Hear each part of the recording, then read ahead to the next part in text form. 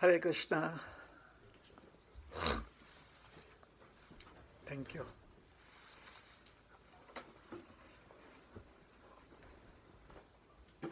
So first of all, I'd like to express my gratitude to all the devotees and especially the management of our ISKCON Portland for giving me this opportunity to serve all of you. I would also like to thank Madhav Hari Prabhu and his family. I'm at their home here on this wonderful farm, and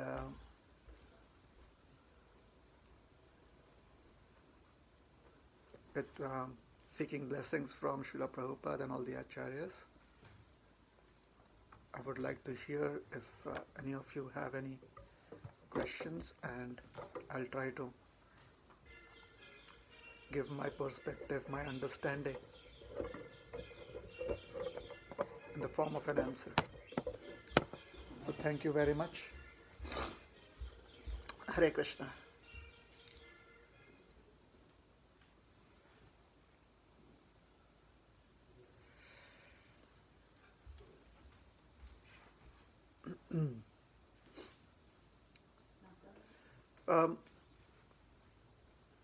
Please let me know if my voice is audible.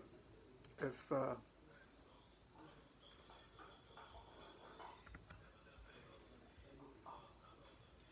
your speaker is not working, please check your connection or use a different speaker. Prabhu, please accept Mahabharata Srila Prabhupada. There's some chat message saying that your voice is breaking up, so I don't know whether Madhavi Prabhu can adjust. Yes, Prabhu. Madhavi Prabhu is trying to look into it. Hare Krishna, Krishna Krishna, Hare Hare, Hare Rama, Rama Rama, Hare Hare, Hare Krishna, Krishna Krishna, Hare Hare, Hare Rama, Rama Rama, Hare Hare. Hare Krishna, Prabhu, Prabhupada. Can you hear me, Prabhuji? I can hear you, Prabhu. We are just waiting for confirmation that. Am I on mute?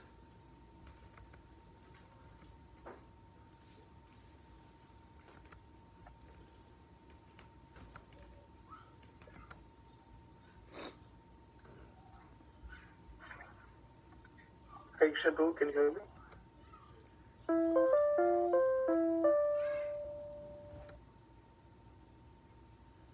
Hare Krishna, Krishna Krishna, Hare Hare, Hare Rama, Rama Rama, Hare Hare. Hare Krishna, is this audible? Yeah, Prabhu, we can hear it now. Okay. Can hear you, but there's like an echoing sound. Yes. Might be because two phones are open right now. Connections. How is it now? Is the echo gone? Yes. Yeah, Prabhu, yes. Okay. I have a question, Prabhu. Yes, please. Prabhuji, so when we talk about some people worshipping the universal form of the Lord, like Krishna also shows a universal form in Bhagavatam, is mentioned in second canto.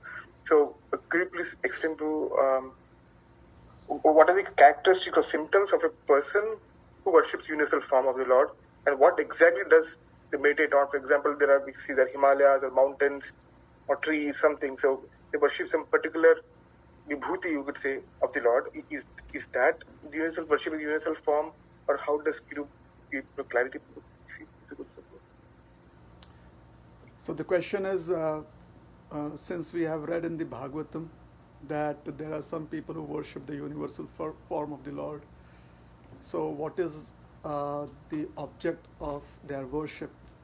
These worshippers, what is the object of their worship? And does this object of worship have a form?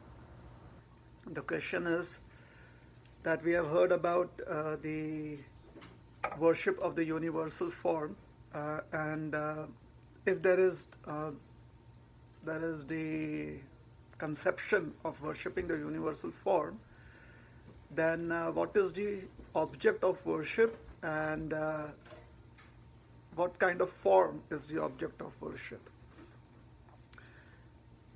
So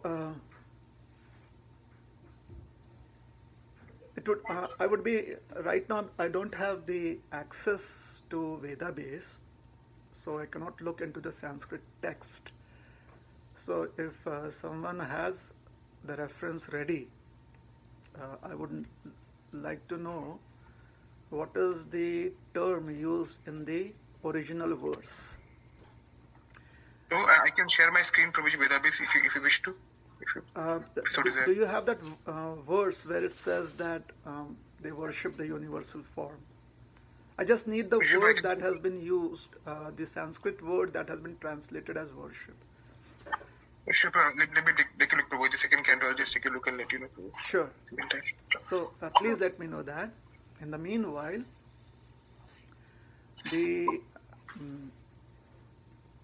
idea of worship, or the conception of worship according to the Vedas, is where you're able to repose your faith in a particular object of worship, and then you're able to connect with that object of worship, and you could also offer service to that object of worship. So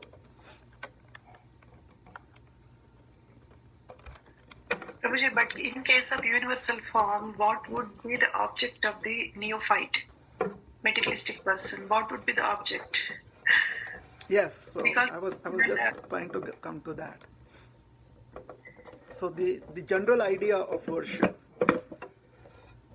is not just about doing arti or making an offering in terms of ghee lamp and in terms of dhoop, incense sticks, or agarbatti. It's not just that, or offering flowers. The idea of worship is, as I said, there has to be the consideration of reposition of faith. One has to be able to repose one's faith into a particular object. Then one has to find a way to connect.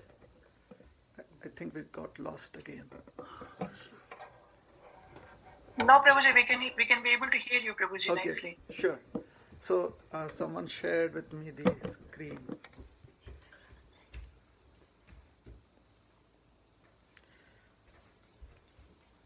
And the third point is to be able to offer seva, wherein the different articles of worship are considered. So that I kind of broke it down into three parts. First of all, it is to do with the reposition of faith. One should be able to put one's faith into the object of worship, and make a connection with the object of worship. And then finally, the third part is where one offers articles of worship. So when we ask a question as to what is the form of this, or what is the shape, or what are the attributes of the universal form, then maybe we are just considering worship from the point of view of offering articles of worship. And let me give an example to better illustrate this point. Like in one lecture, Srila Prabhupada says that Krishna is so kind that he has appeared in the form of a deity. So deities of a specific form. In today's times, we have deities that are about 12 to 18 inches high, and you worship them at home. There are other sizes too. So Prabhupada says that Krishna is so kind. So he's speaking about Krishna's kindness. because if we were to worship the universal form, then how would we find sufficient length of cloth to dress the deity? So the point has been made that if we want to make a turban for Krishna in the universal form, then we would need a huge, a very large size, or maybe even an impossible length of cloth, like really big. So the idea is that the universal form is huge, and in the deity form, when Krishna appears in the form of appears through material elements like stone or marble, then it's easier to offer articles of worship. Now, when we consider the first two aspects that I broke it down into three different things, three parts. So the two other parts about faith, reposition of faith, and connection. So that can happen also on the level of the mind. It is called as Manasa Seva or Manasa Puja, which also forms which is also an important element of deity worship, which is called as Manasa Seva. Now, when it comes to Manasa Seva, the Vaishnava understanding of Manasa Seva is that this is possible. Manas means mind and Seva means service. So Manasa Seva, according to our Vaishnava understanding, is that only when one is very, very advanced and one's mind is practically pure, it is very nirmal, cleansed, clean, uncontaminated, free of contamination and pollution, then one would be qualified to offer Manasa Seva, which is correct, which is true. So when we speak about the worship of the universal form, there is an aspect of this Manasa Puja. Here we are using the word puja, which basically means that you put your faith in the universal form. So unless until you have faith, the seva aspect would not be complete, or it would not be very helpful. And if one has faith, then the mode of worship could be through the physical senses. It could be with the on the mental platform, and there is a third platform on which you can have worship, and that is through offering of words, which is called as vandana, offering prayers or glorifying. So typically the Vedas would always explain the worship of the universal form through the offering of prayers, specifically the Purusha Shukta prayers. And there are other prayers also which are all called as Shukta prayers.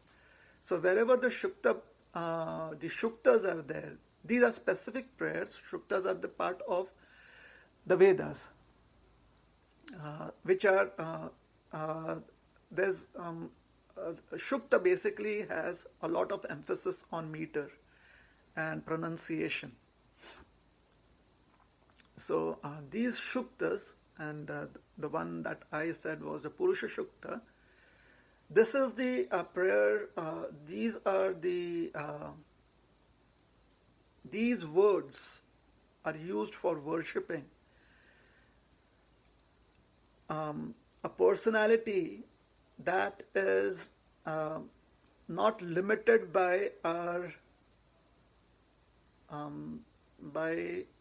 need of the physical senses. So basically that could be a form which is mentally conceived, or it is a form which has been accepted, but it could also be an imaginary form. So the universal form is more of a conception rather than trying to feel that the universal form is with the upper planets that form the upper torso and the middle planets forming the abdomen, and the lower planets being the thighs and the feet. That has been used to describe the position of the various elements within the universal form.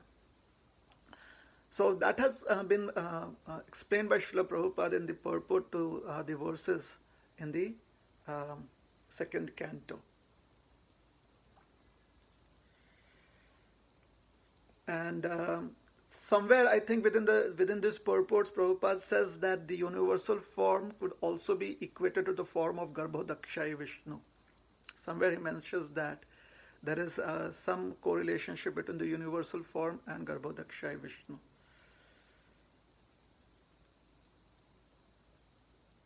So the Virat conception, this verse, I'm trying to see if in this verse there is any mention of worship.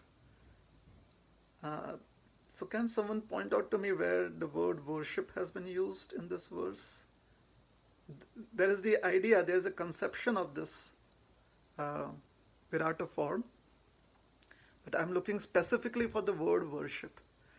Prabhupada mentions about how the people who are materialists, they may worship the universal form. Well, materialists also come and worship the deity form too. So for the materialist, the idea of God being a person is a little, could be acceptable, could not be acceptable, because if it is acceptable, then they may have to render service. So they would rather want to make a deal with someone who is, according to them, who is beyond their physical senses, or the existence of such a person is beyond the physical senses, so that they do not have to render service, as much service. The materialist wants to invest less and receive more. So typically for those who are the followers of the Vedic path and who want to worship the universal form for whatever reasons, there are various reasons why one would want to worship the universal form. The recommended path is through the chanting of prayers. So is that helpful?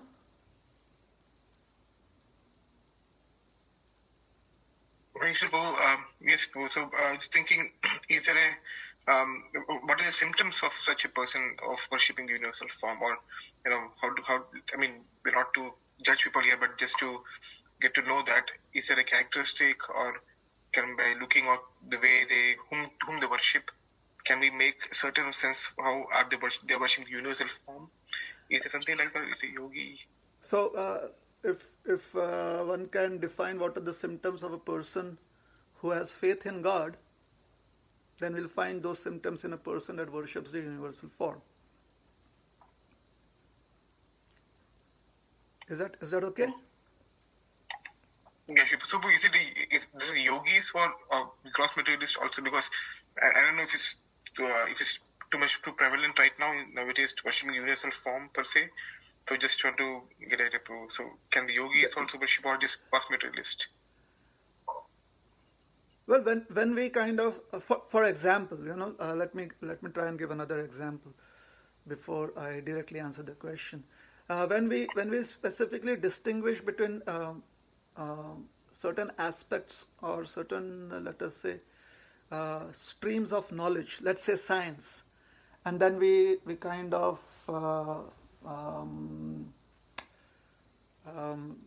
break it down, or we kind of, what is it called, is divide it. We divide it into physics, chemistry and biology. Then we divide biology into zoology and botany. Then zoology is about human zoology, and then other animals. Like that, when we do that, It's helpful from the academic point of view. But let's suppose there is a person who's trained to deal with, let's say there's a doctor of a human doctor, and knows some kind of intervention, can understand that if someone is sick. However, that doctor would not be a good person to approach if you need treatment for animals. For that, you have the vets. The veterinary doctors are there. Similarly, a veterinary doctor would not be very apt, would not be the right person to treat humans. In case of emergencies, their medical knowledge may come helpful in case of emergencies. So although we have this demarcation, although we have kind of separated one from the other, this is a reductionistic attitude. This is the attitude of, this is the classic physics, this is the way of classic physics, trying to break down everything into the smallest understandable particle. Trying to bring it to a static level of existence, so that there's no dynamism in it at all. To be able to understand a particular thing, one approach is the way of classic physics, which is just break it down to essentials so that we are able to relate to it according to our trained mind. And the other approach is the dynamic way, which is called as, is it called dynamic physics? What is it called as? Quantum. There's the quantum way. So there's a classic way and the quantum way. Vedic sciences, whether we are dealing with physics in Vedic sciences, even physics in Vedic sciences is always approached the quantum way. The classic way is approached where we need to deal with certain specific time, place, and references or specific circumstances. Otherwise, there's always a dynamic approach. So when we say, when we are trying to ask, what are the symptoms of a person who's worshipping the universal form? Would that person be a yogi? Would that person be a materialist or a gross materialist? That could be anyone. It wouldn't be surprising to find a pure devotee also being able to relate to the universal form of the Lord. It wouldn't be surprising to see that. And the reason why I state that is there's no direct reference. I cannot say that, oh, this person who is a great devotee of the Lord, A, B, and C in the scriptures is worshipping the universal form. That may not be what I'm trying to state here. But references like, first reference that I would like to quote here is from the 11th canto of the Avadhuta Brahman. Now, if you come to the place where I grew up, in India, the state of Maharashtra, and this Avadhuta Brahman it's very clear who that Avadhuta Brahman is. They call that Avadhuta Brahman to be Lord Dattatreya. That is their understanding of the Avadhuta Brahman. However, the Bhagavatam just describes that person to be the Avadhuta Brahman. The Avadhuta Brahman has 24 teachers, gurus. And he gave instructions to Maharaj Nimi, which forms an important aspect or part of our teachings of the Srimad Bhagavatam. In fact, the 24 gurus are very famous across all sects. This 24 gurus, the concept of learning from Mother Earth, learning from water. Once Srila Prabhupada this was told to me by Guru Das Prabhu, one of the first disciples of Srila Prabhupada, a long time ago in San Francisco, and he said that Prabhupada, he was on a morning walk, and he walked across and he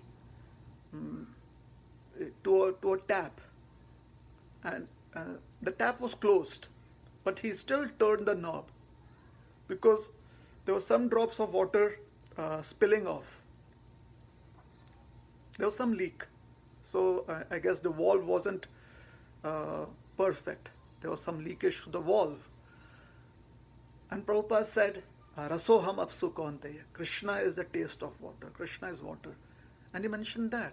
So a pure devotee also sees Krishna in the material manifestation and worships that. Here Prabhupada's reverence for water and seeing that water is not wasted when it flows through a tap. He understands that water is life. That reverence is his faith. It reflects his faith and shows that he has that respect towards the Lord as the universal form when he is manifesting as water. Another reference that we would find in the scriptures, but very, very profound, is when Prahlad Maharaj is stunned by the presence of Krishna. And if we read the Srimad Bhagavatam, and then it seems that this is prior to the appearance of Lord Narasimhadev. When he was at school, sometimes he would be so much deep in remembrance of Krishna that he would be stunned, and then he would smell the fragrance of Krishna. So now in Hiranyakashipu's kingdom, I mean, the Lord, for him to be present would be to be in a form that is beyond the senses. And the little child, Prahlad, just based on his own convictions and the teachings that he had heard from Narad Muni within the womb, and his own reflections, he could feel the presence of Krishna.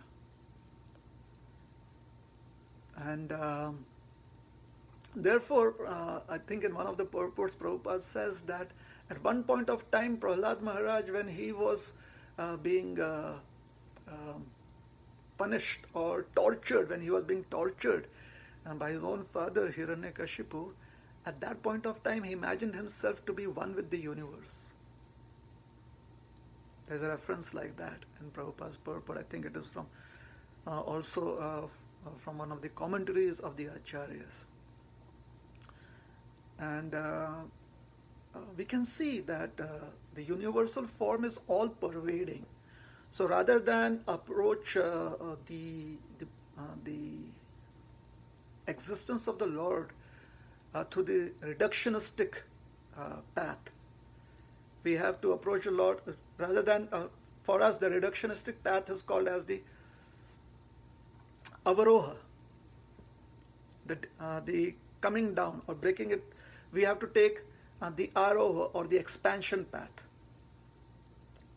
The process of seeking surrender is the avaroha, the descending path. That is what we take. The descending path is where we take shelter of the Guru Shishya Parampara. However, to understand the existence of the Lord, we may have to use the approach of being large-hearted, expansionism, opening up of one's mind and one's consciousness. So, a gross materialist would be a gross materialist because typically they are gross materialists. So, most of the gross materialists would not want to accept the existence of God. But a materialist may accept the existence of God for their own aspirations. So whether they come to the temple of the Lord, whether they have a deity at home, whether they perform puja and make so many offerings, or they mentally conceive the Lord, they're doing it simply for their own motives, to have some kind of enjoyment in this world. A devotee of the Lord, on the other hand, worships Krishna in all forms. Worship Krishna in the personal form, in the impersonal form, and also the conception of Krishna in the Virata form too. This understanding of Krishna in the Virata form becomes relevant, especially when the demigods approach Krishna on the shores of the ocean of milk, because there they approach the conception of God as great. The Lord is already present in Brahma Loka as the Mahapurusha, the 1,000-armed form, which is one form of the Virata form. It is a kind of a Virata form too. Lord Brahma worships that. However, it is not the universal form that we kind of speak of.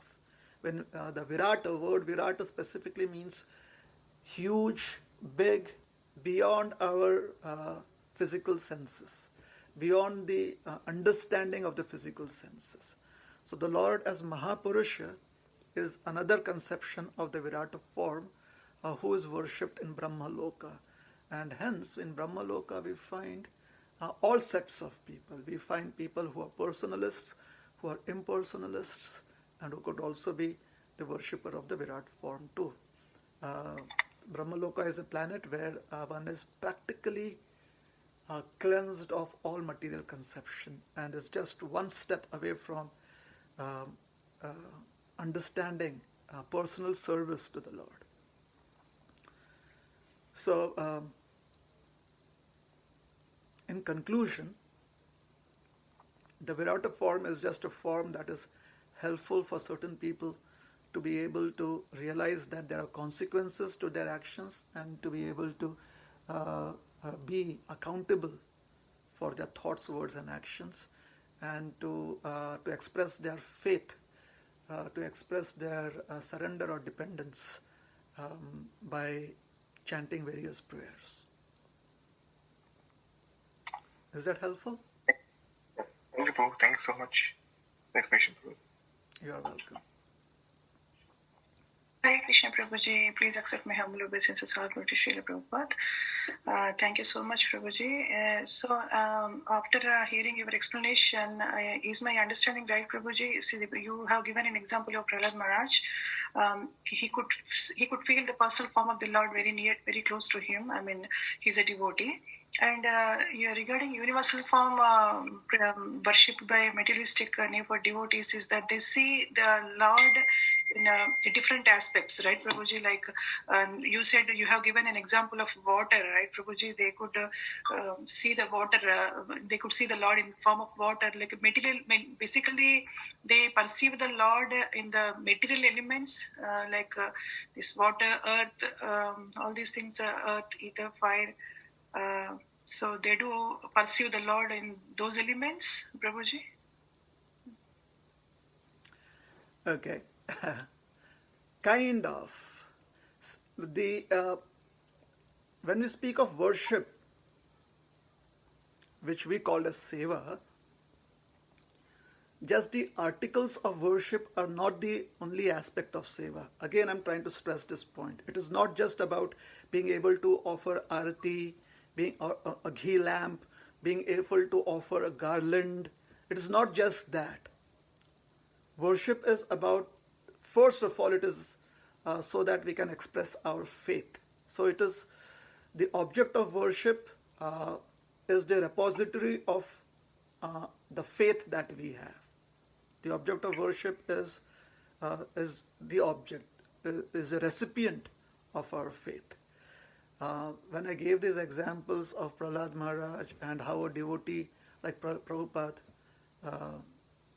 saying that Krishna is the taste of water, and being careful not to waste water, especially water flowing through taps, wanting to do that, shows his reverence for Krishna, shows his respect for Krishna, who's present as water, whose energy is present as water. What I wanted to say was that it is all right not to be able to completely conceive of the universal form and those who worship the universal form. It's perfectly all right. Because to be able to conceive the universe, the materialist worships the universal form does not really mean that the materialist understands the universal form. See, the materialist is worshipping just because the materialist feels that worshipping XYZ is going to give him or her benefits. So it really doesn't matter who or what is that him, that object of worship. That is what a materialist is.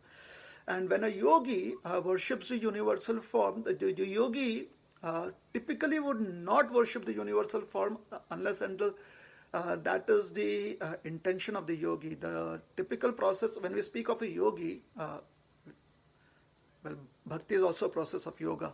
But when we speak of a yogi, it would mean from what we, according to our understanding that we have been given in our institution by certain teachers, is that a yogi is somebody who sits like we are sitting right now with eyes closed and is deep into meditation. That is a typical, very, very incomplete understanding of a yogi. Very, very incomplete understanding of the yogi. The idea that the yogi sits straight and is meditating on something indefinite is not even 1% understanding of the yogi. Let us say the beginnings of an understanding of the yogi is that the yogi is fearless. To go to a very isolated place, especially into a jungle and into a forest, and sit on a seat. The second idea of yogi is that the yogi is very sense controlled. So we kind of forget, or we we lose focus of so many aspects of who a yogi in terms of a meditative yogi or a dhyan yogi is.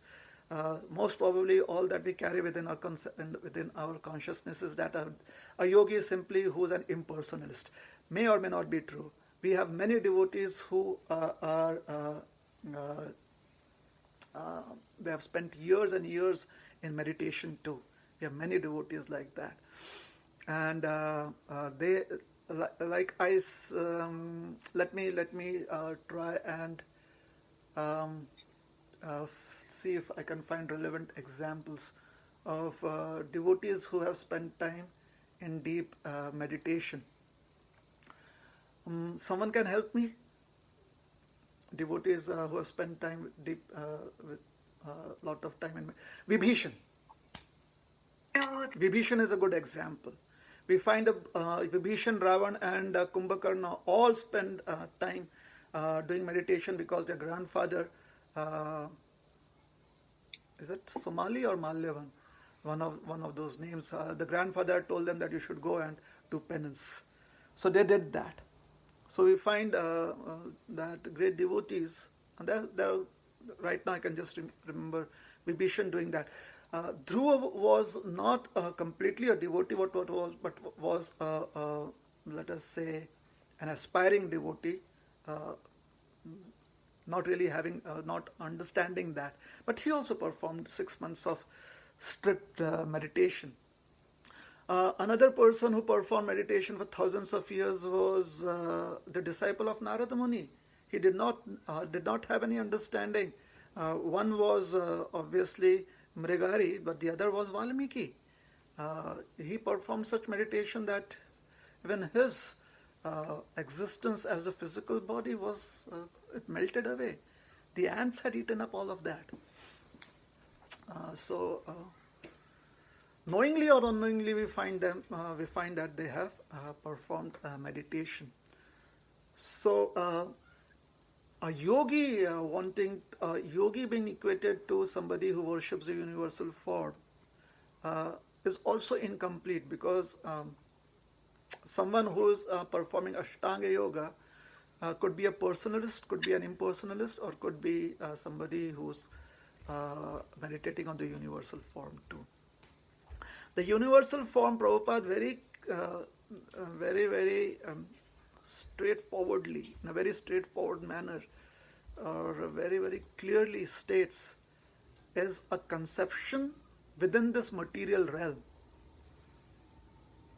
It is a conception within this material realm. And it is meant for people who are not able to control their senses enough, which basically means that they have a lot of desires to enjoy the senses. So for such people, it is a path to help them repose their faith in someone great.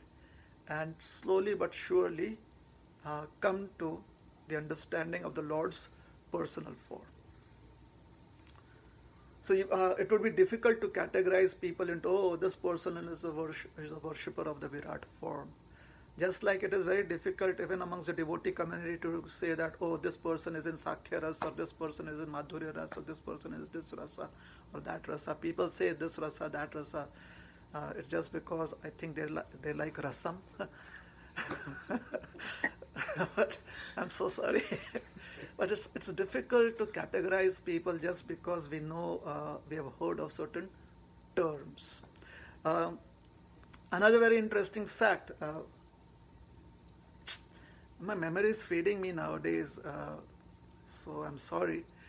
But there is the description of, I think, Advaita Acharya dancing with Lord Chaitanya in his universal form. Now that is interesting. Advaita, I think it should be in the Chaitanya Bhagavat. Somehow or the other, the Lord manifests his universal form, and Advaita and the Lord have fun. Now that is interesting, isn't it? Yes, Prabhuji. Why? Because Arjuna got scared and Advaita Acharya felt happy? Who got scared? Arjuna, when Krishna showed him the universal form, Arjuna was bewildered, right, Prabhuji? Arjuna was bewildered, but Arjuna overcome his bewilderment, but that wasn't the case. This was, I think, I'm not really sure what is the reference. I think it is a description. Oh, Advaita Acharya, he requested Lord Chaitanya that please show me that form that you revealed to Arjuna. He requested Lord Chaitanya. And the Lord then revealed that form to him within his house, and then they started dancing. For some reason, they started dancing. The universal form, I guess, likes Kirtan, I guess.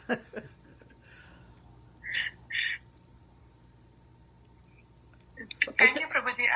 I think it is Advaita Acharya. Yes. Yeah. Thank you so much, Prabhuji. I have two different questions. Can I ask, Prabhuji? Is this question, is this done with? Is there anyone else who has anything to ask related to this question? Or to add something to this answer?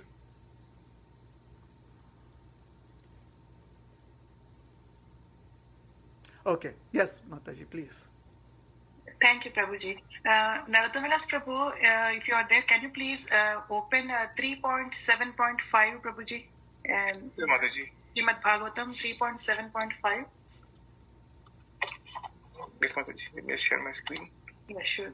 Thank you so much, Prabhuji. Sure.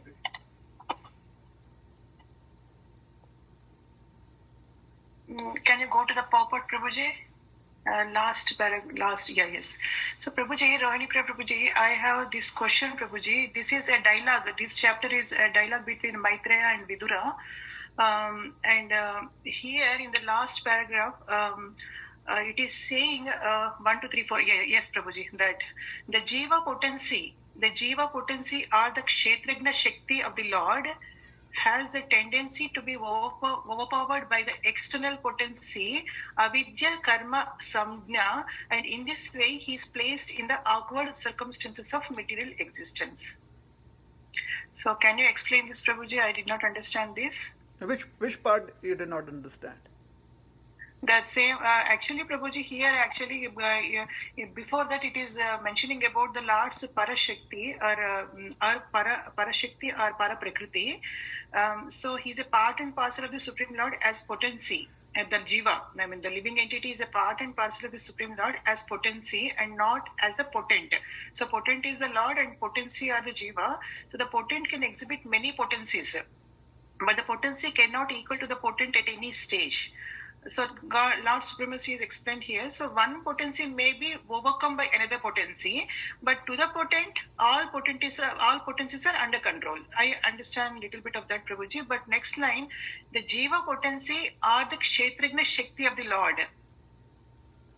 So why this Jiva potency means, I think the living entity like me. or the Kshetragna Shakti of the Lord, both are same it seems, has the tendency to be overpowered by the external potency, avidya karma samgna. That means, is it the external energy of the Lord, Maya, Prabhuji? Avidya is Maya, yes. So avidya, ignorance, and these are the names first time I'm hearing, like Kshetragna Shakti and avidya karma samgna. Prabhupada is taking references from the Bhagavad Gita. In the Bhagavad Gita, the living entity is also referred to as a Kshetragnya. The 15th chapter? Yes.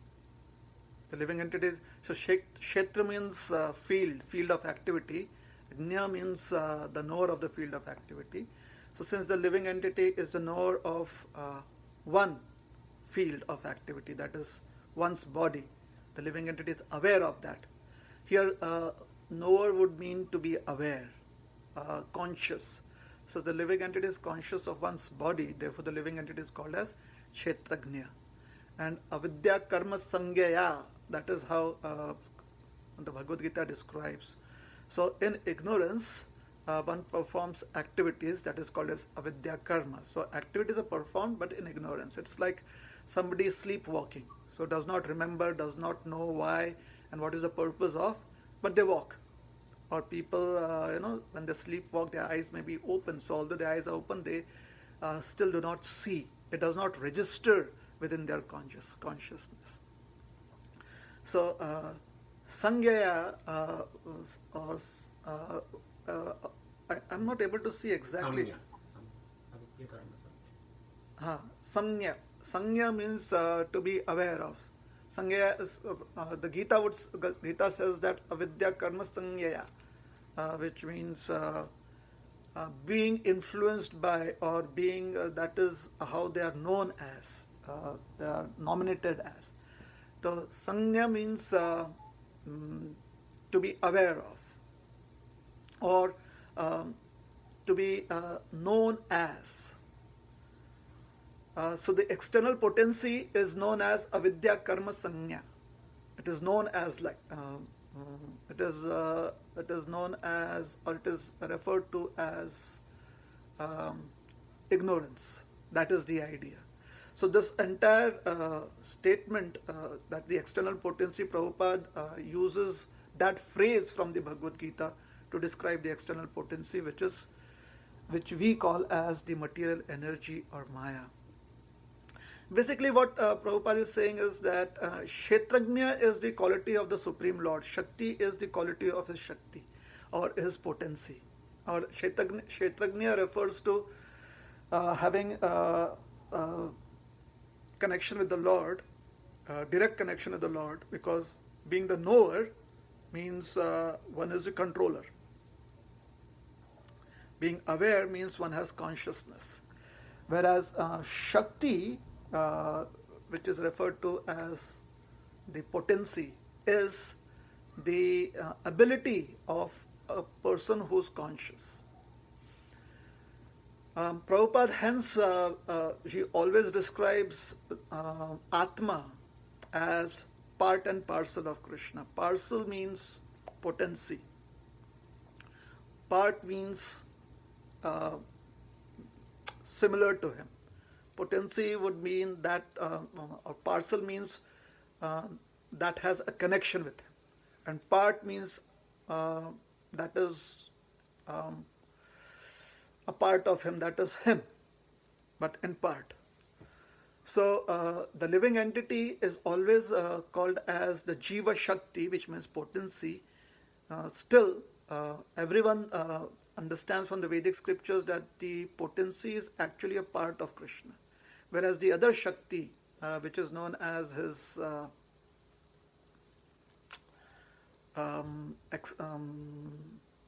it is called a Shakti only. There is no other term for it. It is, and the potency of the Lord is either the internal potency or the external potency. So the living entity is, because the living entity is part of Krishna and his spirit is Chit Shakti. Chit Shakti means has consciousness or awareness. The potency is an expression of awareness. So the potency of the Lord, the Shakti of the Lord, is the expression of the Lord being powerful. Hence is dependent on the Lord. But consciousness is not dependent on anything. Consciousness is existence itself. So the living entity is essentially hence eternal and indestructible. The potency that is the Lord's Shakti is dependent on the Lord. If the Lord were not there, the potency would not be there. This makes the living entity a little different from the other Shaktis of the Lord. There's only one Shakti of the Lord because there's only one power or expression of power. However, that expands into so many other forms like pleasure potency, Kriya Shakti, word potency, Vak Shakti, speech potency, etc., etc., etc. There are so many ways. Or Saundarya, the beauty potency, or Aishwarya, the opulence potency. There are so many potencies of the Lord like that. Swabhaviki, Parasya Shakti Vividhaiva Shruyate. Vividhaiva, unlimited potencies of the Lord. And each of them have various names, like sometimes the Lord's power to express his intent is known as Ichha Shakti. So the Lord has Ichha Shakti or desire potency, or Bala Shakti, his, what is Bal would be called as? Strength potency, thank you, strength potency. So there are so many potencies of the Lord like that. The living entities' potencies is just to be aware.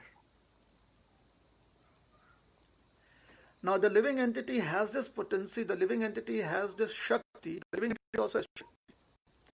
But its Shakti is only Chit Shakti, awareness Shakti. Awareness is, I am servant of Krishna. That is all the ability that the living entity has. Everything else is provided by the Lord's Shakti. So as soon as one exhibits the awareness of being Krishna's servant, then the spiritual potency of the Lord, it manifests so many expressions of service. And if one does not express that, then the spiritual potency of the Lord manifests as material. So then there is Janma, Mrityu, there is Chinta, there is birth, death, there is anxiety, there is fear, hunger, thirst, lamentation. All of these are expressions of the, because hunger is, it is powerful, it controls you. Thirst is something that controls you. Anxiety is something that controls you. Fear is something that controls you. So when one loses awareness of being the servant of Krishna, then the spiritual potency manifests as the material potency and in various forms. The jiva has a specific position of being tatastha, it being somewhere in between, and typically it could be our understanding according to Gaudiya Vaishnava philosophy is that being in between means being able to choose or being able to take shelter either of the spiritual potency or the material potency. Like Prabhupada says, the bank of a river or the edge of the river water. It could either connect with the land and become dry, or it could go along with the water, recede along with the water and be wet. So that is called as tatastha or marginal. So interesting. The living entity has got a unique position, has all the qualities of the Lord, and the only way the living entity can have all the qualities of the Lord is because it is part of the Lord. Whereas Mahamaya or Yogamaya, they exhibit their own qualities. Mahamaya and Yogamaya does not express the qualities of the Lord. does not have the qualities of the Lord. The Lord's qualities are reflected or expressed through Mahamaya or Yogamaya. For example, if the Lord is, let's say, strong, then that strength is reflected or is expressed in the potency. The potency is not strong on its own, but the living entity has got that independent existence or facility of being aware. That awareness is a living entity's infinitesimal independence. And the reason for that is because the living entity is part of the Lord. So it doesn't mean that the living entity is completely independent of the Lord. The living entity can never be completely independent of the Lord. However, the idea of independence is there because that expresses free will. So the living entity has free will. The material potency of the Lord and the spiritual potency of the Lord are always in tandem with Krishna. They are always with Krishna. The living entity can choose to imagine that one is independent of Krishna. This facility is not available for any other potency. It is only available for the jiva. So it's a little interesting, I would say. It is a little dynamic, this understanding. So is that helpful? Very, very helpful, Prabhuji. So my just a little bit clarification. So the potencies, there are innumerable potencies of the Lord, and the energies are three energies. So energies are different from the potencies then? External, internal, and marginal potencies. Those are so both are same, Prabhuji, or potencies are different from the energies? When we are trying to describe everything else that exists other than the Lord, then we use these terminologies. So if we are trying to understand what is the material world, what is the spiritual world, what is material manifestation, what is spiritual manifestation, and what are the living entities, these are all the understandings theologically. These are understandings that are separate from the Lord. They have connection to the Lord inherently. That is there. Nothing is disconnected from Krishna. But still it is separated. Like Prabhupada says, separated energy of the Lord. So there is some idea of being separate, some idea of being distant. So whatever is distant is the potency of the Lord. This is just theology. We are trying to, sometimes in theology we have many abstract conceptions. Is that helpful? Yes, Prabhuji. Yes, certainly helpful, Prabhuji. Prabhuji, can you just go to 3640, Prabhuji? 3.6.40. I have a small question there. I can give the opportunity to others too. 3640, yeah, Prabhuji. Prabhuji. Purport of the first line is actually, this is also, I think, the universe form description of Prabhuji. So the purport is saying the froggish calculator may raise the objection that if the absolute is unknowable even by the controlling deities of speech, mind, and ego, namely the Vedas, Brahma and Rudra, and all the demigods headed by Brihaspati, then why should the devotees be so interested in this unknown subject? This is, I think, also the dialogue between Maitreya and Vidura. But my question is that the controlling deities of speech, mind, and ego are named as Vedas, Brahma, and Rudra. Mind is Brahma, I can understand. Actually, intelligence I have read previously, and here it is mentioning of the mind, Brahma, representing Brahma. Ego is Rudra, that I can little bit understand, Prabhuji, but the speech is Vedas. Actually, previous verses it is mentioned that the speech power is coming from the mouth of the Lord, and here it is saying the Vedas again. So, can you just explain speech, mind, ego as Vedas, Brahma, and Rudra? Vedas are also referred to the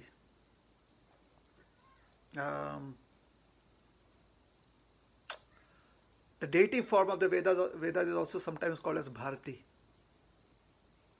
which basically means that which illuminates. So that I think should answer the question. In the Vedas, especially also Madhvacharya, Ramanujacharya, they mention that worship goddess Bharati. Bha means like Bhaskar, means light, and Rati means that which reveals or that which is attractive, like an Arati.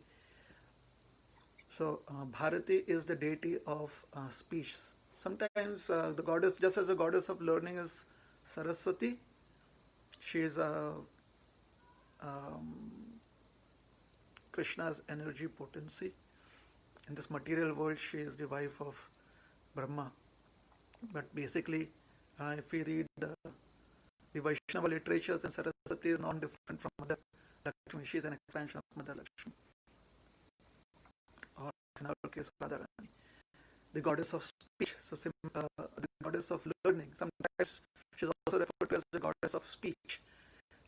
Typically, the Rig Veda would call the goddess of speech as Vakadevi, not just Saraswati, Vakadevi.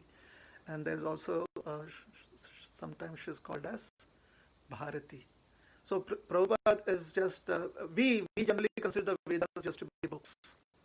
And that is where we fall short of understanding what the Vedas are. The Vedas, in the abstract sense, if we want to understand, abstract means if we want to have a mental conception of the Vedas, that just think illumination or brilliance or enlightenment. That is what the Vedas are, enlightenment. And hence, in our material world, they manifest as words. Because words give enlightenment. Right now, when I'm speaking, my words are bringing enlightenment to an audience.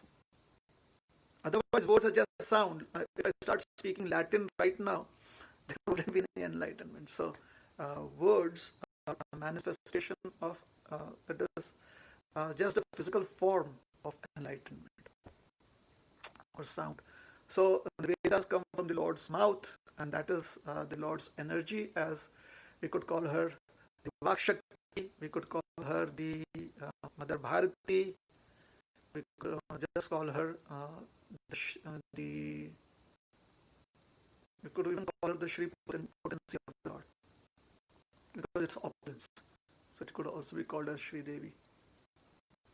Is that helpful? Yes, Prabhuji. But the controlling deity of intelligence is Brahma, Prabhuji. Then why it is saying is mind here? Why is it saying that the controlling deity is the mind? Yes, Lord Brahma is a controlling deity of mind. It is saying here, but actually, previous verses was mentioning that the controlling deity of intelligence is Brahma. Intelligence is coming from the Brahma. So when the various manifestation of the Mahat take place, in the beginning of creation, everything is or undistinguished, or rather, it is a homogeneous existence. It is like a primordial soup that is called as undifferentiated. Thank you. That is the word. Undifferentiated matter. Pradhan. So when the Pradhan is affected by the time element and the Lord's desire, potency, Shakti, the three modes manifest, and then the three modes slowly bring forth various manifestations. And one of the manifestations is the manifestation of intelligence, and intelligence is born of the mode of passion. And the mind is born of the mode of goodness. So the idea that because I really do not know whether Prabhupada is exactly correlating one word to the other, like the Vedas are the potency of speech, and the mind is Brahma. And the ego is Rudra. Ego, intelligence would not be. Ego is Rudra, and that is perfectly all right, because that is how Sankarshan is the predominating deity of ego, And Rudra manifests from Shankarshan, has a close connection with Sankarshan. So that's all right. That makes it understandable. The predominating deity of the intelligence is no, Aniruddha is the mind. Sankarshan is intelligence.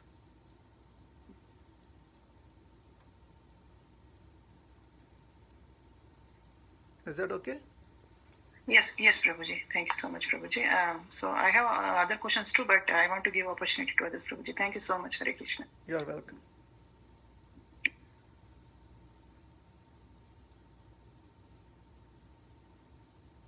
Pradyumna is intelligence. Sankarshana is ego. Anyone else?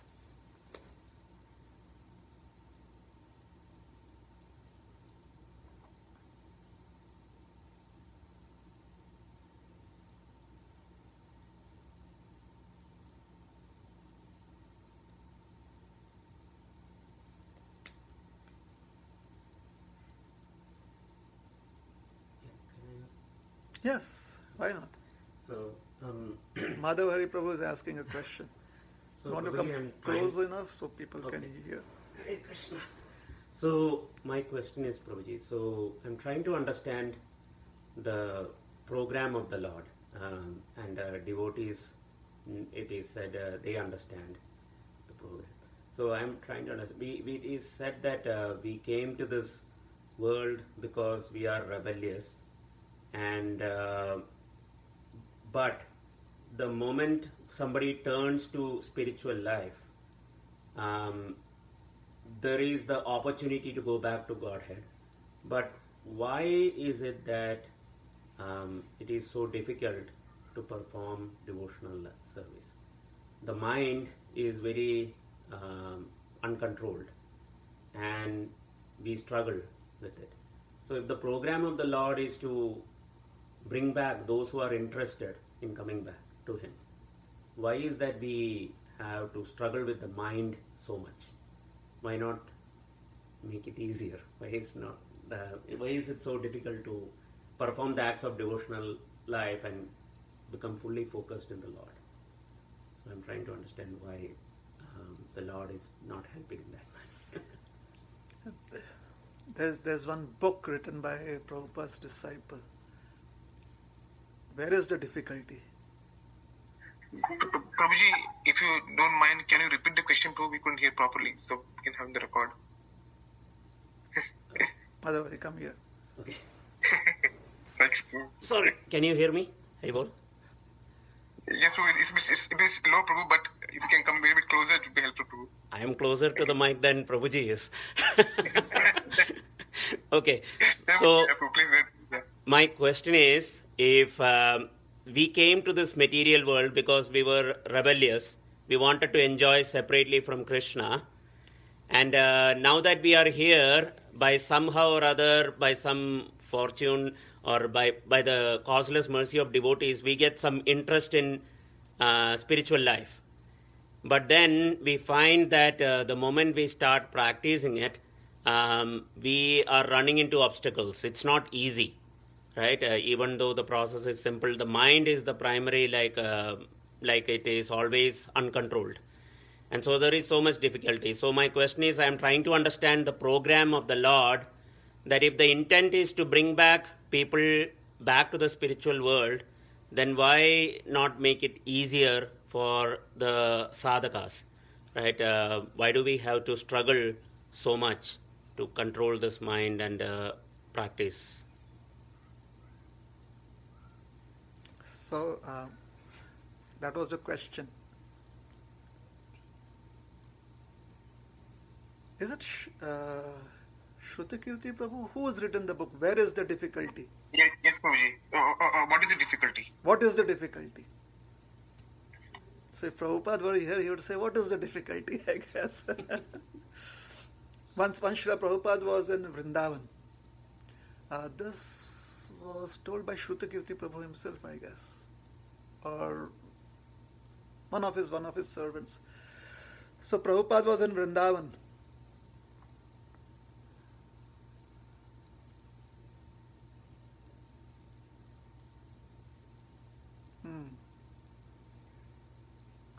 one more devotee of Srila Prabhupada who was called as Guru Kripadas. Well, it was in the night about 2 o'clock and 2:30ish.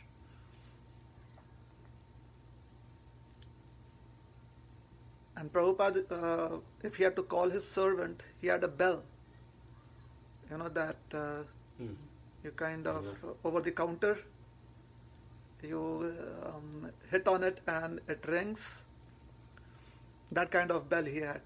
So Prabhupada started ringing his bell. And the servant was asleep, but Prabhupada's servants, they were chosen so that they could respond to the bell. So the servant came in and Prabhupada said, "What are you doing?" And he said, "Prabhupada, I was sleeping." So Prabhupada said, "Well, I'm an old man. I'm 70 years old, or maybe more than 70 at that point of time. And I'm awake in the middle of the night and I'm writing books. Why are you sleeping?" He said, "Prabhupada, I'm tired." Prabhupada said, "Well, I'm an old man and I am awake. Why are you tired?" So he said, Prabhupada, because by this time the devotee was really very much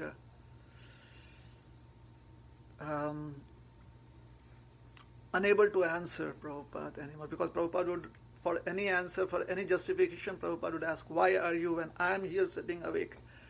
So finally he said that, "Prabhupada, because you are a pure devotee and I am a neophyte, or I am a bewildered soul." And Prabhupada said, "Why are you not a pure devotee? Why are you still a bewildered soul?" And then the devotee started crying, and then Prabhupada said, "All right, go and sleep."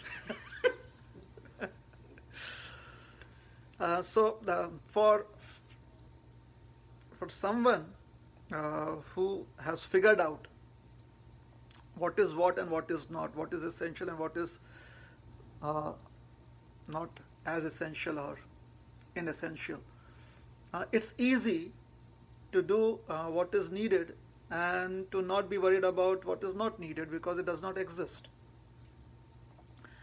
Because we have so many knots within our subconscious mind over so many lifetimes. By the time we unravel one knot and feel that, oh, that was a big deal, we come face to face with the underlying knot, the underlying obstacle or challenge that was cultivated some time back, or was cultivated during this process of untying. So Prabhupada, or even Krishna, he tells Arjuna, and Prabhupada would quote this, is that one should try and cut through all of these knots with the sword of knowledge.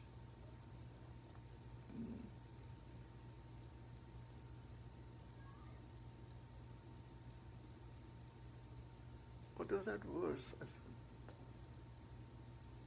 Asanga shastrena dridhena chittva. Prabhupada's Gita, in the Gita it is said, Asanga shastrena, with the sword of detachment, dridhena chittva, and with determination, one must cut through all of these knots of material entanglement. To be able to cut through the knots, one needs a sharp sword, and therefore, in order to sharpen the sword, we have to indulge in all our practices, devotional practices, so that our sword of renunciation is very sharp, and when it is sharp enough, then we'll be able to cut through the knots. So what we see as obstacles are basically, these are not obstacles as such. Actually, we haven't sharpened our swords enough. Our intelligence is not sharpened enough to cut through all the illusion. And have you ever tried to sharpen a knife or sharpen an instrument? Yes. It takes a lot of strength, and if one is not used to it, then the muscle pain will seem like an obstacle, the joint pain will seem like an obstacle, the wind in the face will seem like an obstacle, the dust would seem like an obstacle. That's because it is taking us a long time to sharpen the instrument.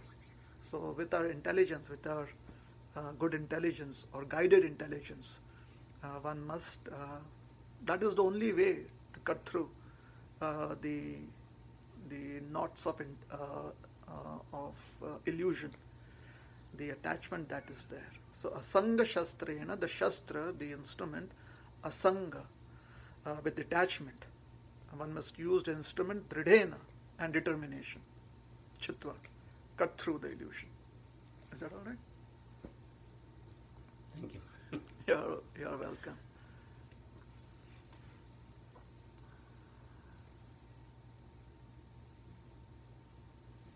Any other questions? What is the time? 8:27. 8:27.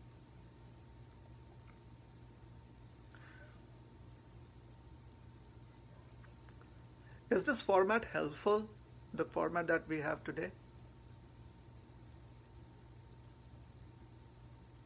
Anyone? Yes, more. Yeah, definitely, Prabhuji. Okay.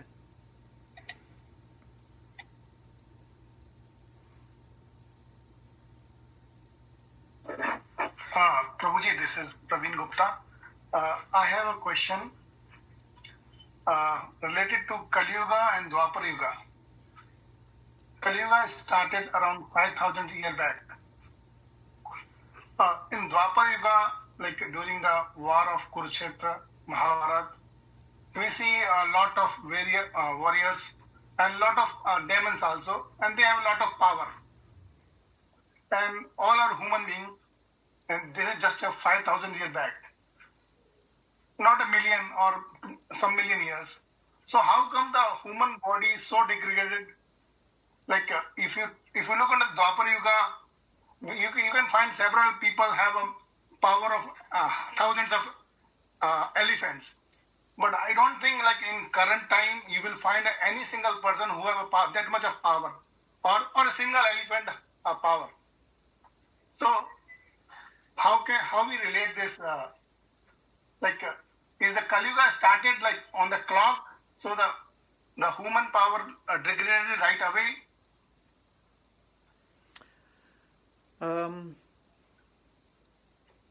The different time periods that are mentioned in the scriptures, they also reflect the abilities that the different species would possess at that point of time. So the Kali Yuga is the time frame where one would be the most weak in terms of all our physical and mental capacities. And what would facilitate this is, it is not that Kali Yuga kind of is a factory program that, some Trojan was introduced into human society and that contaminated all our hard drives. It is not time that is responsible for it. However, the time does facilitate a situation wherein people with very weak determination, they populate the planet. So there are various universes, and all the universes are populated with living entities. So whichever universe, and specifically the planets where one gets the middle planetary system, basically wherever there is the middle planetary system in those universes where Kali Yuga is manifesting or Kali Yuga has dawned, it creates a facility for living entities whose karma is such that their human capabilities are at its weakest. So Kali Yuga is not beating us up to become weak, but we are people who qualified for these positions because of our karmic baggage. Hence it is said that we are extremely fortunate that in Kali Yuga we have the opportunity to chant Hare Krishna and go back home, back to Godhead. Otherwise, the kind of baggage that most of us have in this human population would lead us to be spending so many lifetimes in this universe, because we have extremely weak determination. Due to the weak determination, all our habits, or all the essential habits that we should have, do not exist. For example, we are not able to take care of our own health. We are not able to take care of our own responsibilities in terms of education, or in terms of habits like eating, sleeping, or relationships.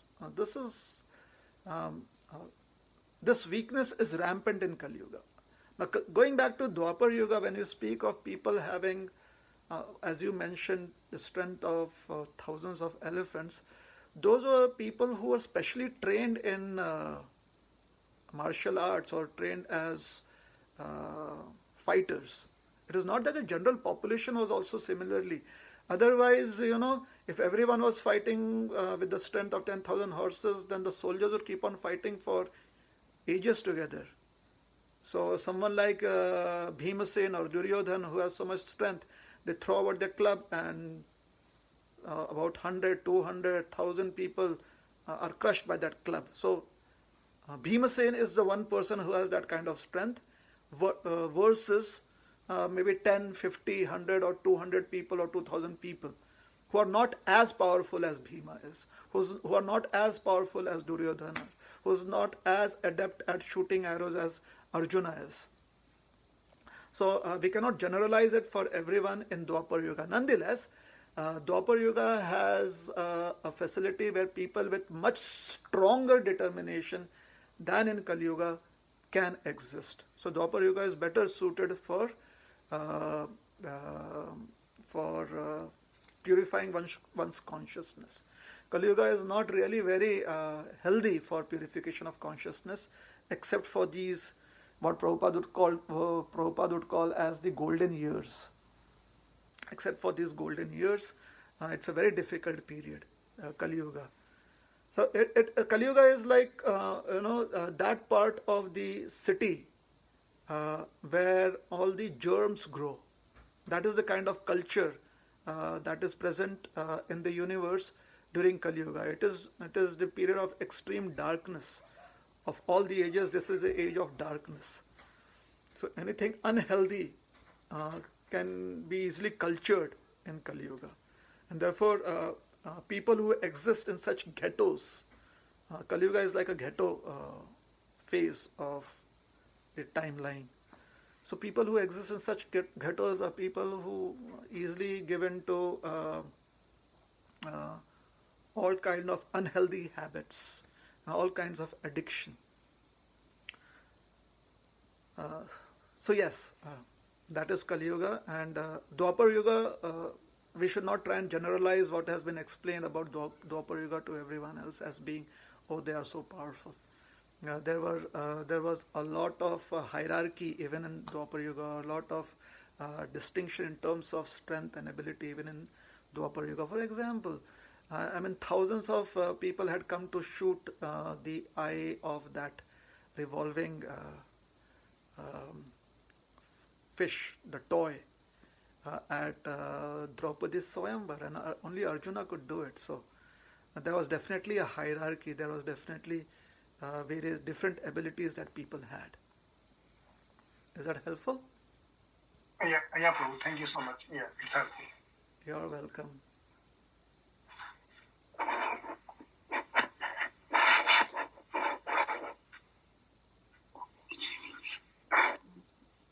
Prabhuji, I have a question. Can I ask? Yes, please. So, Prabhuji, this is regarding relationships, Prabhuji. Actually, I have been listening from various devotees when I go through the Srila Prabhupada purports that an impersonalist, he gets frustrated from the relationships so that he doesn't want to have any relationship with anybody. So he goes to Brahma Jyoti. There he lives, without having any relationships. Sometimes, actually, Prabhuji, I feel I am also like that. I don't know why, because I don't really understand. I also got frustrated about all the relationships what I have in this material world. Whatever it may be, family relationships or friends relationships or devotee relationships, I really don't understand, because I lost all my interest in maintaining relationships basically. So it might look awkward for others when I'm not showing any interest in maintaining relationships, but ultimately I realized myself that Krishna is only my best friend who is residing in my heart. He can listen to my sorrows. He can listen to my happiness and everything, and he also understands what I really want in my life. So I am peaceful in that way, Prabhuji. And of course, Srila Prabhupada mentioned association of how important is associating with the devotees. And I am associating like this. Now there are so many Zoom classes and all that because of the pandemic is really helping. So like now how I am taking your association and other devotees association, I am taking that kind of association. But maintaining personal relationship with the devotees, not much interesting for me. Is there anything wrong with me, Prabhuji? Because my husband is saying that you are opting for Krishna, you are thinking about Krishna, maintaining relationship with Krishna, but Krishna, it's not that Krishna is somewhere else or something like that. He is present in everywhere. So you can see Krishna everywhere. It's not that you go, far away from all these things and love only Krishna or something like that. So I'm really not understanding. I'm happy in this way, I'm doing my sadhana, reading and attending classes and inquiring from visiting monks like you and other devotees. I'm happy in this way, but I certainly sometimes I feel that something is missing, something is missing or something is wrong with me. So how to understand this, Prabhuji? I mean, I'm not an impersonalist because I do love the form of the Lord. Because impersonalists, they don't want to have any relationships, but I do like the form of the Lord, and I like Krishna's personal form, and I hear the descriptions of the Lord, and I feel happy of the Lord's personal form descriptions and all that. It's not like that. So is there anything wrong in my feelings? Do I need to correct anything in my heart or anything like that, Prabhuji?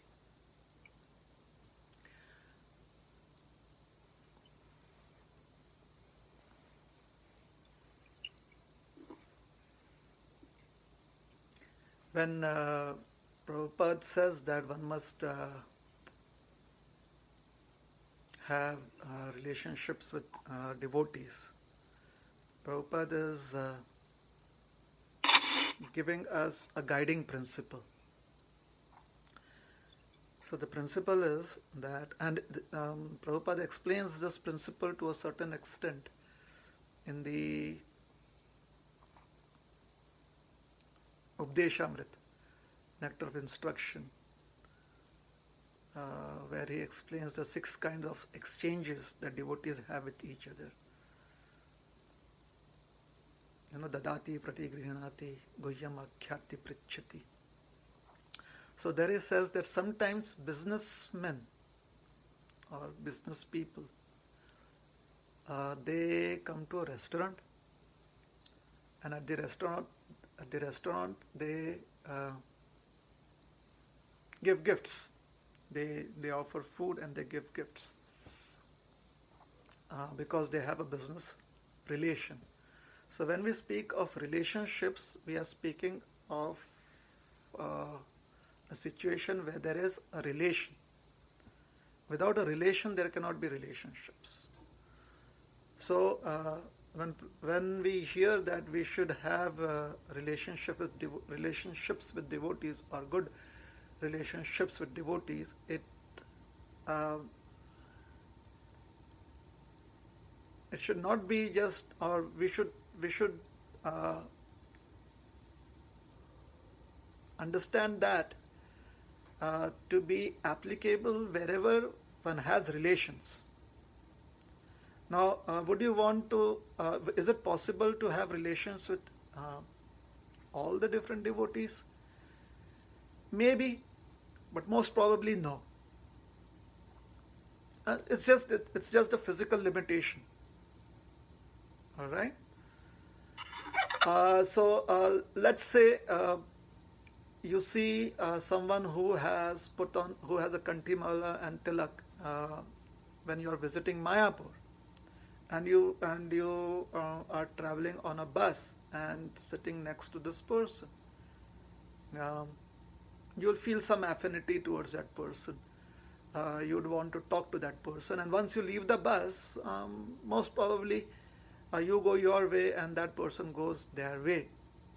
In today's times, maybe you'll exchange numbers and you will maybe get connected on WhatsApp or Facebook or social media. Possible, not possible, but generally speaking, they go their way, you go your way, because that journey or that relation or that connection was for that time period while you were traveling in the bus. So when Prabhupada's, what you're speaking about as a relationship is to do with interacting with devotees on much more frequent times than just traveling on a bus. So when you deal with someone much more frequently, all of you, all of us, including me, we have lived in a family. Well, one thing that is said about a family is that there's going to be some noise. Definitely, almost every day, there's going to be some noise. There's going to be some kind of friction. Just because people live close to each other, there is some kind of friction. It happens. In the spiritual world, if this would happen, then people would simply call it as rasa. That's possible. Some friction, and like, oh, that is just this special rasa that is happening.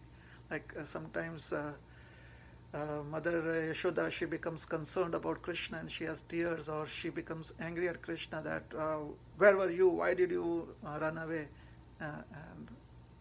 And then people say, oh, that is Mother Yashoda's Vatsalya rasa. But if that happens in your day-to-day life, it's like, oh, it becomes such a big thing. My mother doesn't love me, or my child does not listen to me. I'm just speaking of some extreme cases. So here there is because the conception of time unconsciously as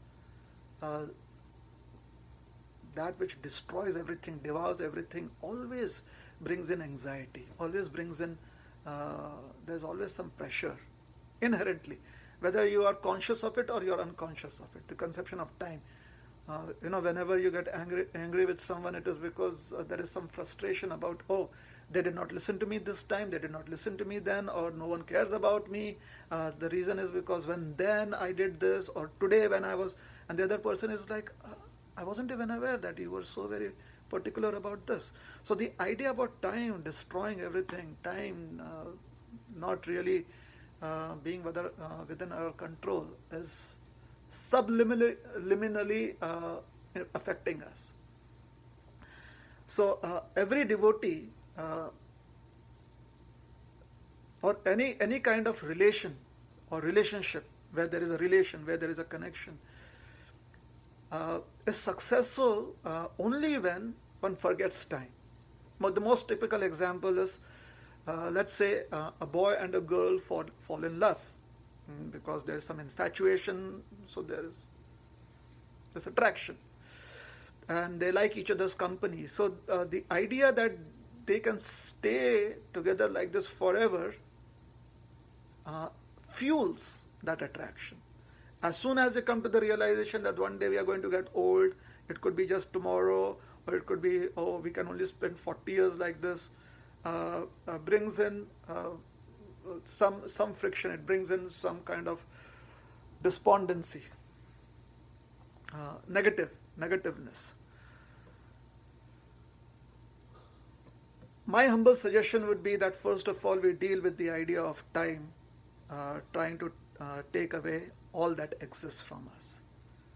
So time is Krishna, and the manifestation of time as of Krishna as time is only when we are not completely taking shelter of Krishna.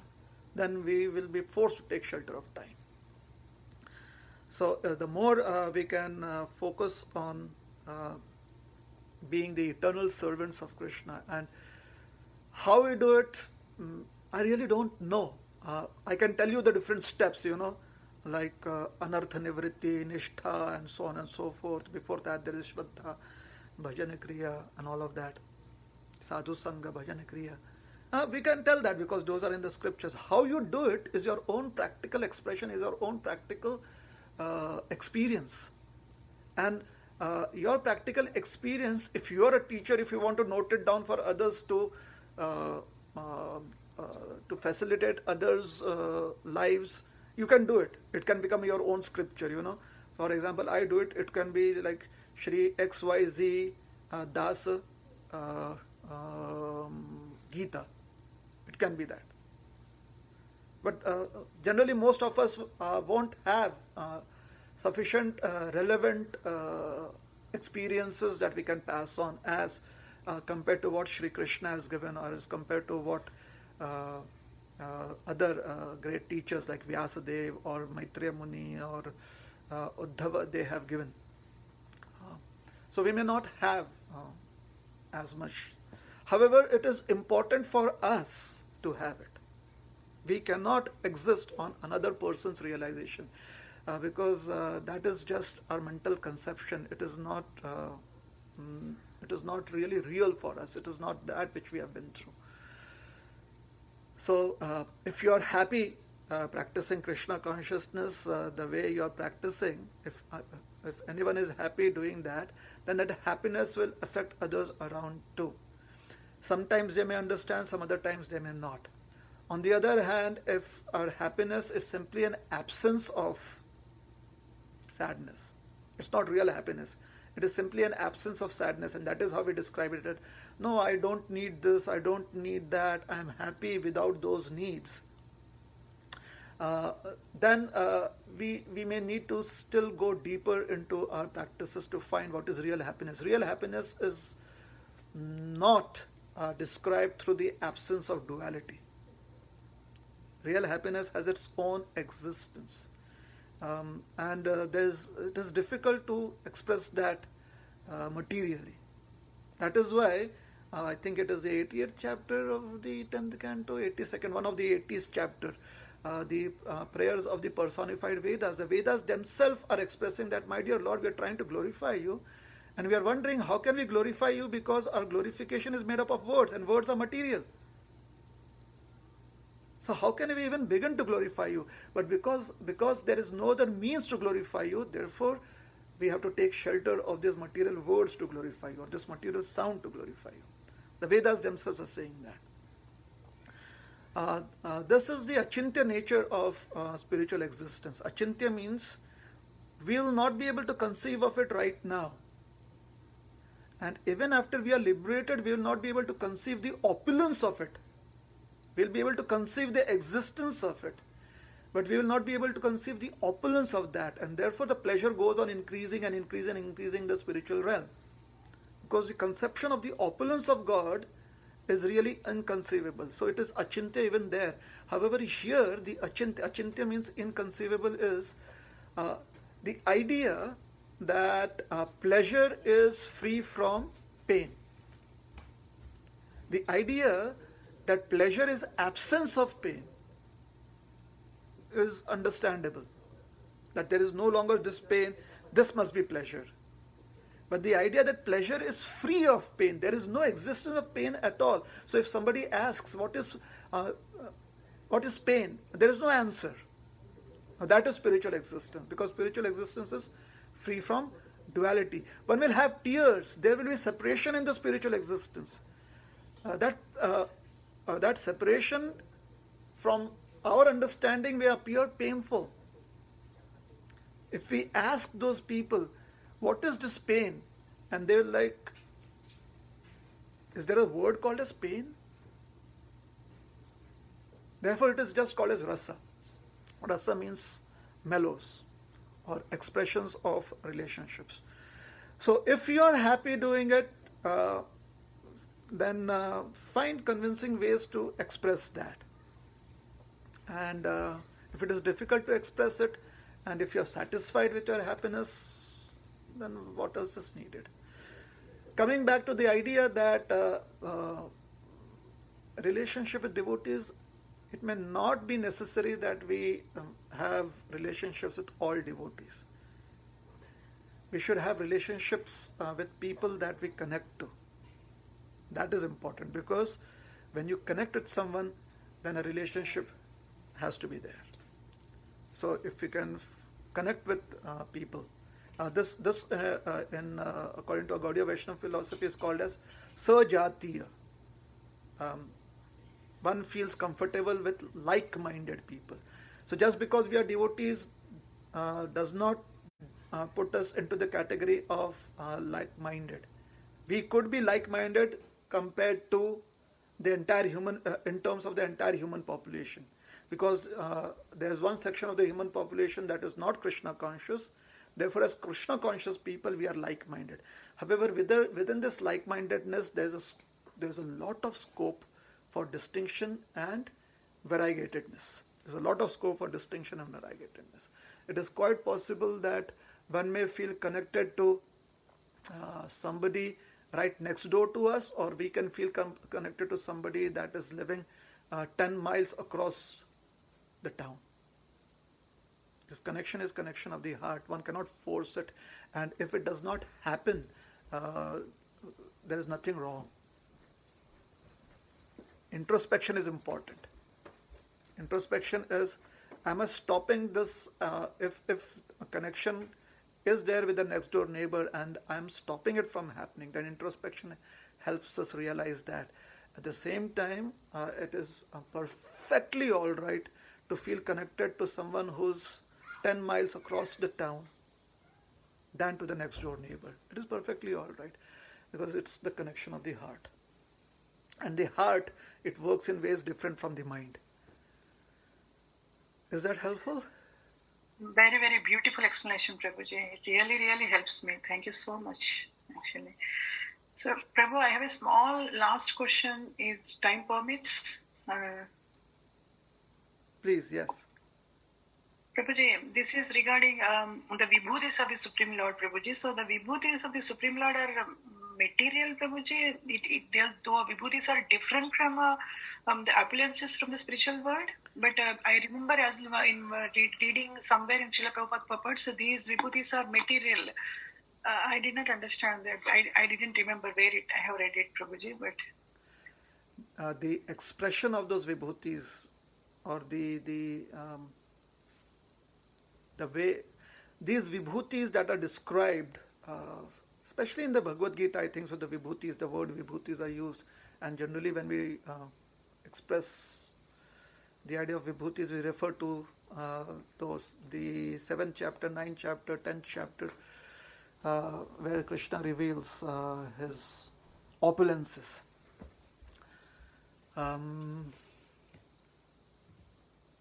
So the greatness or the opulence of Krishna is revealed through material elements.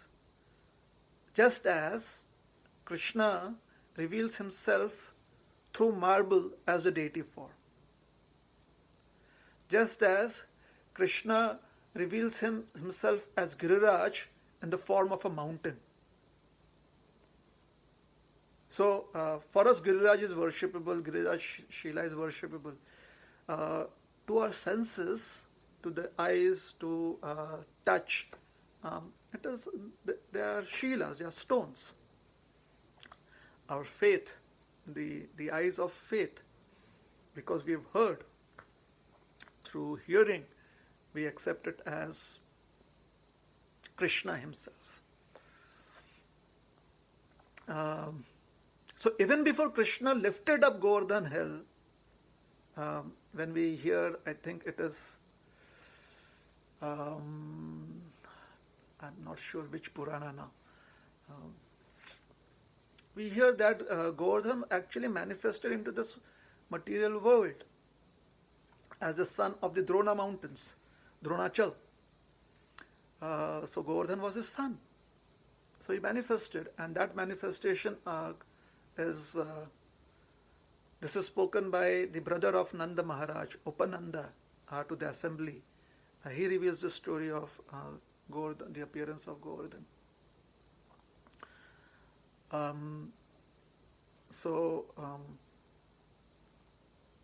Just as we accept Girirajji, who has manifested as a mountain, we accept Gauranitai, who have manifested through marble or through wood.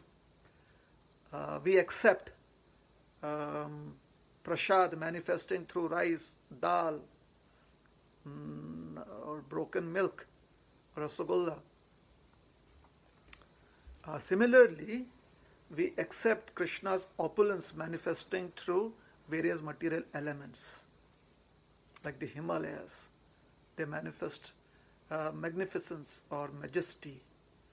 So, majesty, the opulence of majesty, that is spiritual. The Himalayas manifesting it is material. Is that helpful? Can you say the last sentence one more time, Prabhuji? I said, when Krishna says, what is that? Achalanam Himalayosmi. He says something like that, is it? Something like that. I really forgot. Or let us take the most commonly used example, Punya Gandhya Prithvyam Chara Som Apsu Kontya, things like that. Or amongst the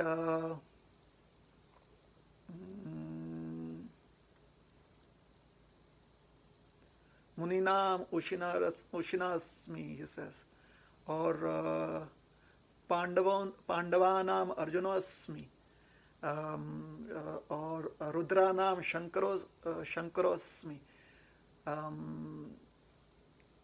Amongst the Rudras, I am Shankara. Amongst the Pandavas, I am Arjuna. Amongst the immovable objects, I am the Himalayas. Amongst the rivers, I am Ganga.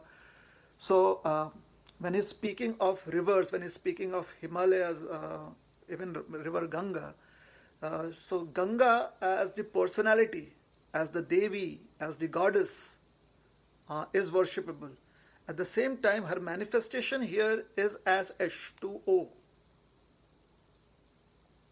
Every water drop of the Ganga, if taken in the laboratory and through certain chemical processes broken down, we will see 2 hydrogen atoms and 1 atom of oxygen. So through water, Ganga is manifesting as the sacred Ganga, sacred Ganges. Through water, Yamuna is manifesting as the sacred Yamuna. Through soil, earth, Giriraj is manifesting as sacred Giriraj. Through marble, Krishna is manifesting as Shri Shri Radha Kalachandji or Shri Shri Radha Shyamasundar. So, the potency of receiving one's worship, that is spiritual.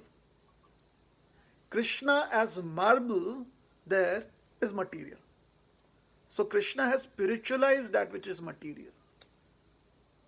So the water which is river Ganga, that water has been spiritualized by the presence of the great devotee Ganga. That has become now spiritual, or it has been spiritualized by Lord Gauranga sporting in those waters. It has become more munificent. By already Mother Ganga is very, very sacred. She is purifying, and now Lord Chaitanya has sported in it. Or river Yamuna, Krishna after sporting in river Yamuna. Or sometimes the statement is also made that river Yamuna is very special because Krishna sported in her waters. So Krishna does that when he lends his potency, when he lends his opulence, when he lends his Shakti to material manifestation, then the material manifestation becomes spiritualized. And that is Krishna's Vibhuti. To spiritualize material manifestation is Krishna's Vibhuti. So even the deity form is a Vibhuti of Krishna. Although Krishna does not specifically mention it. dative form is non-different from Krishna. So when Prabhupada says the vibhutis are material, I will have to look at the statement. So I'm just taking your words for it. I would want to read exactly what Prabhupada says to clarify it. But if you're saying that Prabhupada says vibhutis are material, what I understand is Prabhupada is saying the manifestation of that vibhuti, that which we can perceive through our material senses, that object, that facility, that existence that can be perceived through our material senses, that is material, which has been spiritualized by Krishna's potency. So the spiritual